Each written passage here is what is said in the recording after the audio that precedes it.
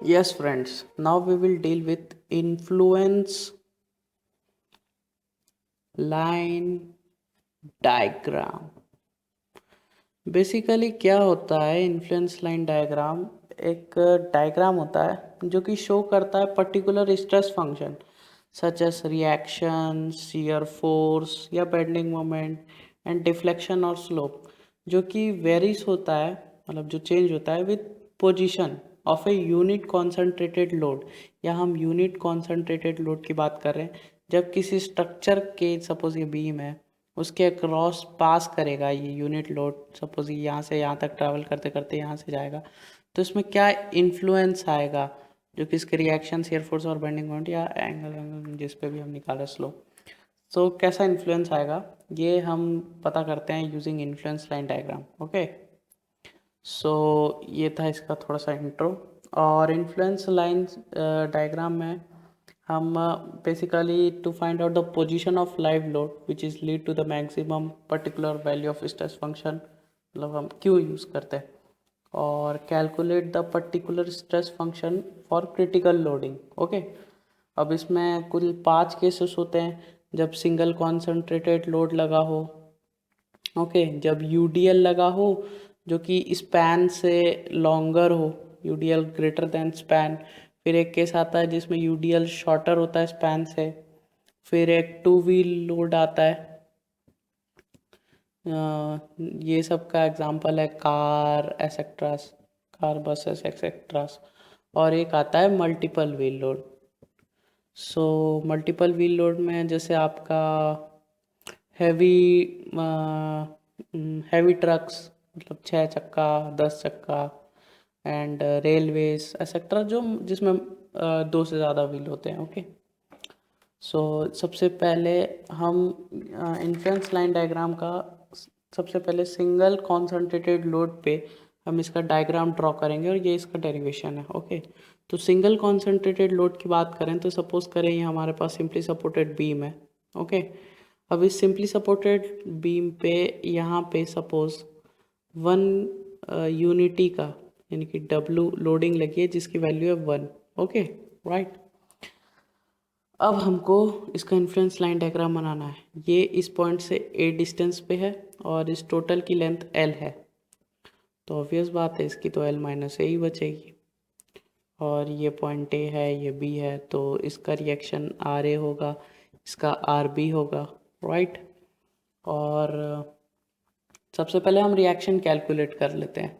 तो suppose moment लो सबसे पहले पॉइंट ए पे 0 होगा, तो क्योंकि सिंपली सपोर्टेड है reactions. Okay, so R B into L equals to, ये वेट लगा 1 यानी कि डब्लू इंटू उसका distance A. So R B हमारे पास निकल गया A by L, right. And similarly R A plus R B की वैल्यू होगी तो 1 के बराबर होगी, क्योंकि समेशन ऑफ वर्टिकल फोर्सेस 0 होता है। सो यहाँ से हमारे पास आर ए की वैल्यू आ गई एल माइनस ए अपॉन एल। तो हमारे पास आर बी और आर ए की वैल्यूज आ गई रिएक्शंस की। ओके, जब लोड हमारा ए डिस्टेंस फ्रॉम ए से, small A distance from capital A point से लगा हुआ है, तो रिएक्शंस हमारे पास कैलकुलेट हो गए। ठीक है, अब क्या होता है, ये जो लोड है ये तो यहाँ से यहाँ तक मूव करेगा, तो इसका इन्फ्लुएंस क्या आएगा ए पॉइंट पे और बी पॉइंट पे, यानी कि ए और बी पे जो सपोर्ट्स लगे हैं उन पे किस टाइप का इन्फ्लुएंस आएगा, हम उसको स्टडी करें इन्फ्लुएंस। ओके, अभी थोड़ा सा शायद कन्फ्यूजन हो जाए, बट मैं कोशिश करूँगा कि आराम से समझ आए। तो सबसे पहले हम इन्फ्लुएंस लाइन बनाएंगे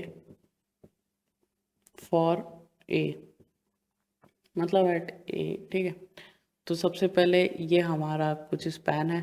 ठीक है, सपोज ये वेट है वो स्टार्ट हो रहा है ए पॉइंट से, तो यहाँ पे मैक्सिमम उसका वैल्यू आएगा रिएक्शन का ए पे।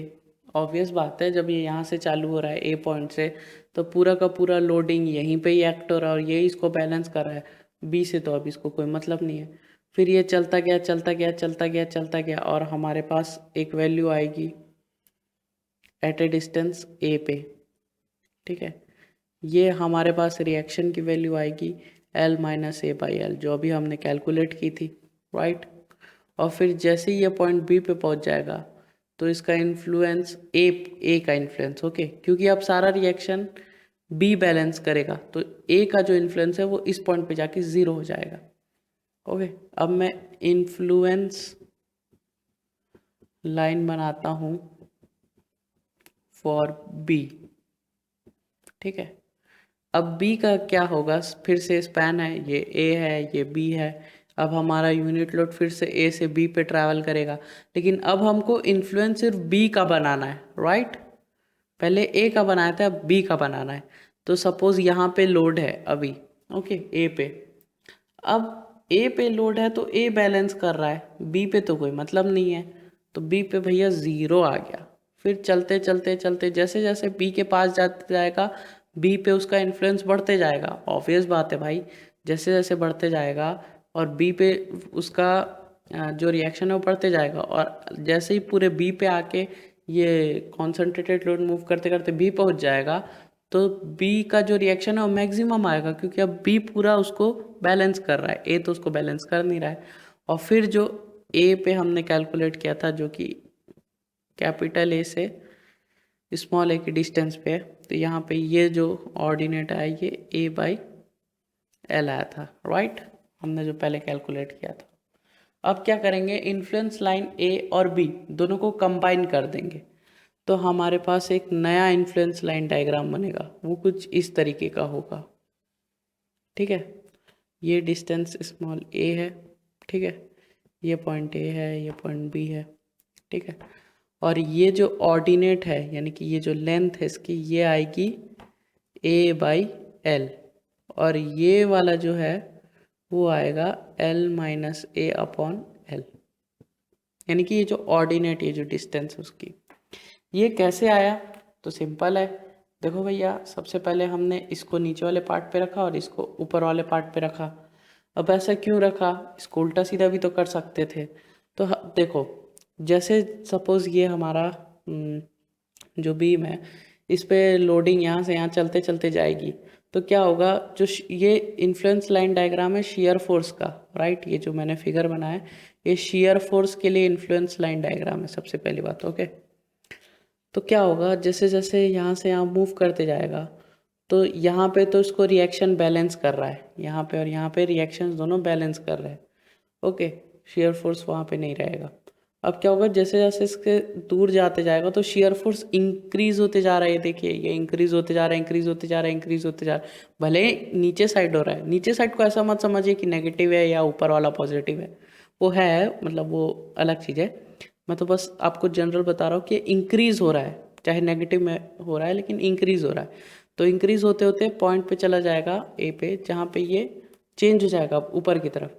अब यहाँ पहुँच गया, अब ये यहाँ से जब बी के तरफ जा रहा है तो क्या होगा, जो इसका जो रिएक्शन जो बैलेंस कर रहा है वो बी है, तो वो नेगेटिव स्लोप आ रहा है एक तरीके से, कि यहाँ घटते जा रही है वैल्यू, यहाँ पे बढ़ रही थी वैल्यू क्योंकि ए से दूर जाते जा रहा है और अब बी के पास आते जा रहा है। कॉमन सी बात है, जब यहाँ दो सपोर्ट्स हैं, पहले ये वाला सपोर्ट बैलेंस कर रहा था, तो जैसे जैसे डिस्टेंस बढ़ते गया अब ये सपोर्ट बैलेंस कम करना छोड़ देगा, और फिर जब ए से पार होने लग गया, जब यहाँ आने लग गया तो उसको बी बैलेंस करने लग जाएगा, तो बी बैलेंस करने लग जाएगा तो फिर शियर फोर्स कम होते जाएगा, कम होते जाएगा, कम होते जाएगा, ऑब्वियस बात है।